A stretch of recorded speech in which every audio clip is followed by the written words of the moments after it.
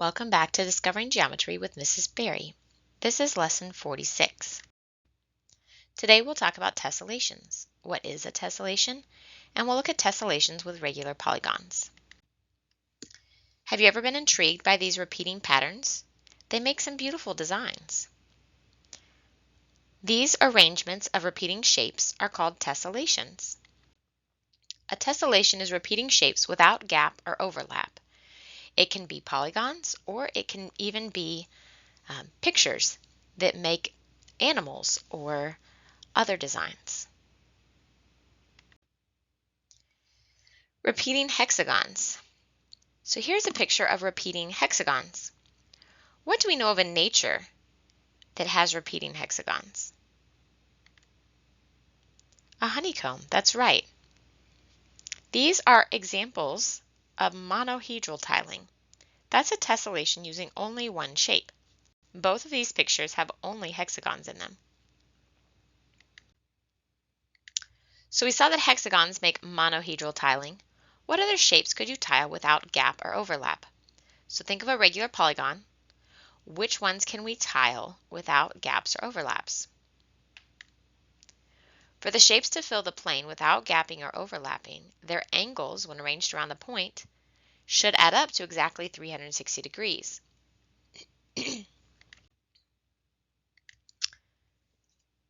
So if you've thought of squares, you are correct.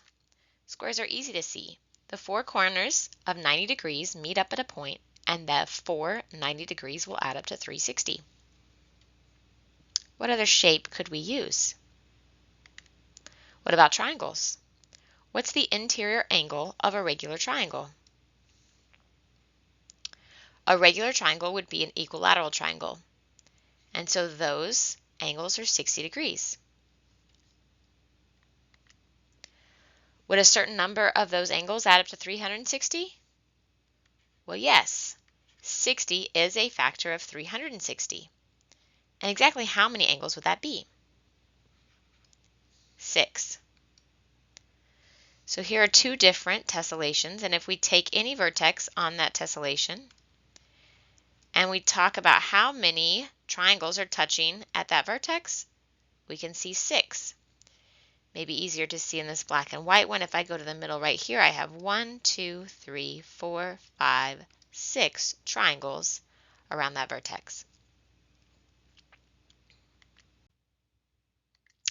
What about pentagons? What is the interior angle of a regular pentagon? So remember our formula, we would say 180 degrees times n minus 2, n being the number of sides. So a pentagon is 5, so 5 minus 2 is 3 times 180, and that's going to be our sum for all of them.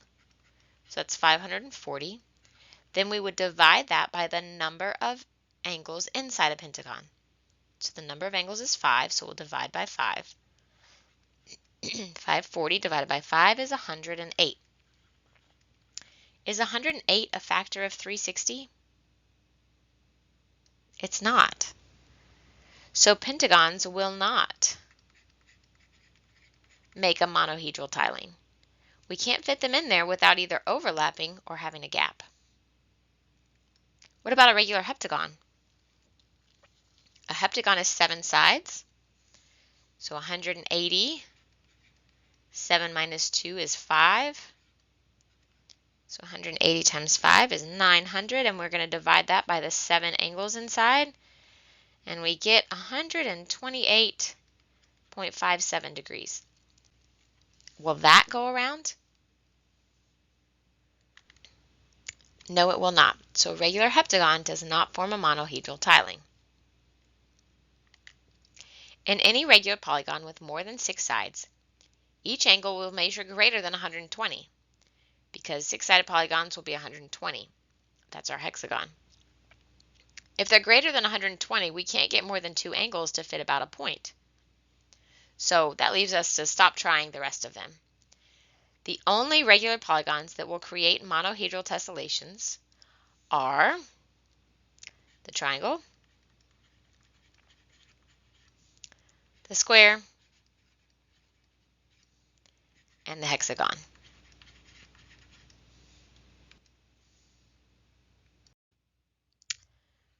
What if we have more than one shape in a tessellation?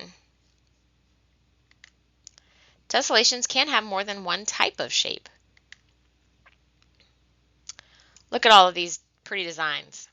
The different shapes are in different colors, so we can see there's a lot more than one shape in each of these tessellations. Here we have an octagon square tessellation. This is a very common pattern. I think sometimes we see them in bathroom tile floors or maybe in kitchens. Two regular octagons and a square meet at each vertex. So you can see if we put our finger on this red dot and this vertex, it is surrounded by one square and two octagons. Therefore, we call this a 4-8-8 or a 4-8 squared because there's two eights tiling. So we label the tiling based on what number of sides is the shape that surrounds the vertex. So a square is 4, the octagon is 8, and the other octagon is 8. Those three shapes are what touch at each vertex. So we can go to this vertex, it's still one square and two octagons. This vertex up here is still one square and two octagons. This one square and two octagons. So those numbers give us the vertex arrangement, also called the numerical name for the tiling.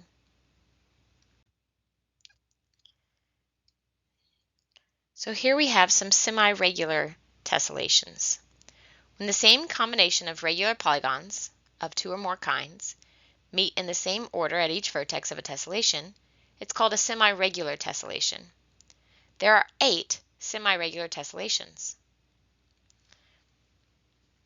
So the first one that we looked at in the last slide was the square octagon-octagon. Here are two more. We have the dodecahedron and a hexagon and squares. So let's see, at this point we have a square, so that would be a 4. We have a hexagon, that would be 6. And then down here is a dodecahedron, so that's a 12. Dodecahedron, 12 sides. What is this one? Well, let's just pick a vertex. I see a triangle, so that's 3.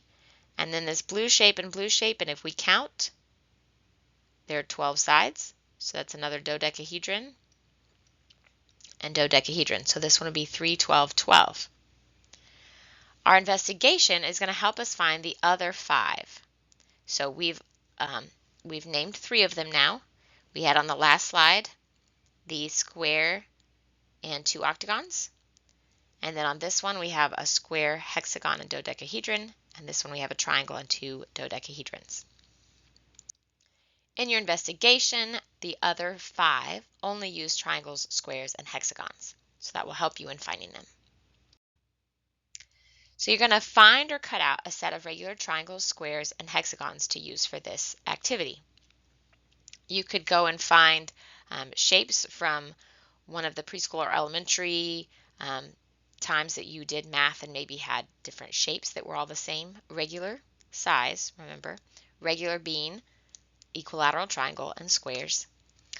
And then you're going to arrange them. See if you can investigate which combinations of 2 kinds of regular polygons you can use to create a semi-regular tessellation. Then investigate which combinations of 3 kinds of regular polygons you can use to create a semi-regular tessellation. So pause now, take some time. Maybe you're going to have to cut those out of construction paper or printer paper and see if you can find the arrangements.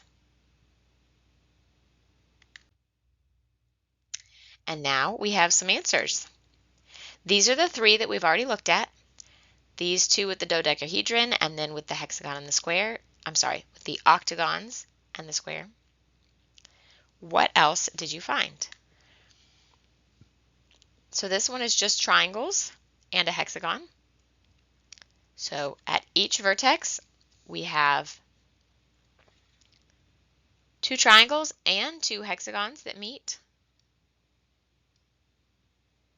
So here we have 2 triangles and 2 hexagons. So that's a 3, 3, 6, 6. Sorry for my mistake there. We have this one. So at each point we have a triangle, 2 squares, and a hexagon. So that's 3 shapes on that one. We have 2 from just squares and triangles. We can arrange them this way. So we do have 2 squares and 1, 2, 3 triangles. And here we also have 2 squares and 3 triangles, but their arrangement's a little different. So this one will end up more in lines, and this one in a fun swirl pattern. So again, that would be 3 cubed and 4 squared, if you want to list it that way. And our last one was a lot of triangles and a hexagon. So at this vertex, you can see 1, 2, 3, 4 triangles, 3, 3, 3, 3, and 1 hexagon. So there's your 6. So that'd be 3 to the 4th and then 6. These 8 semi-regular tessellations make up what we call the Archimedean tilings. They're also called one uniform tilings because all the vertices in the tiling are identical. So any vertice you pick, you're going to see the same shapes touching.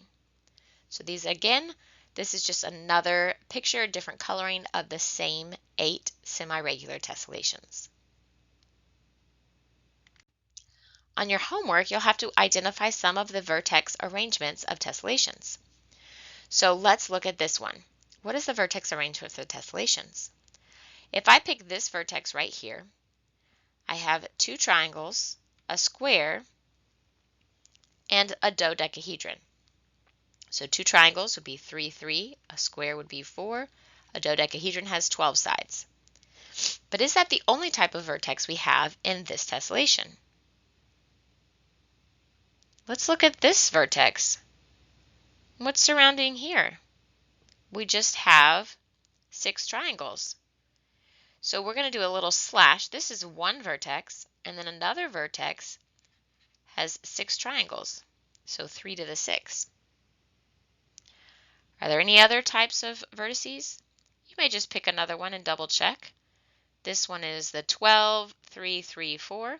So that's the same as this first one. Right here, 3, 3, 4, 12. Here, again, that's the middle of all the triangles. So it looks like these are the only 2 vertices we have in the tessellation. So this is how we would write the vertex arrangement. Again, you could also write these 3's as 3 squared, 4, 12, and then just a slash for the other vertice that we see.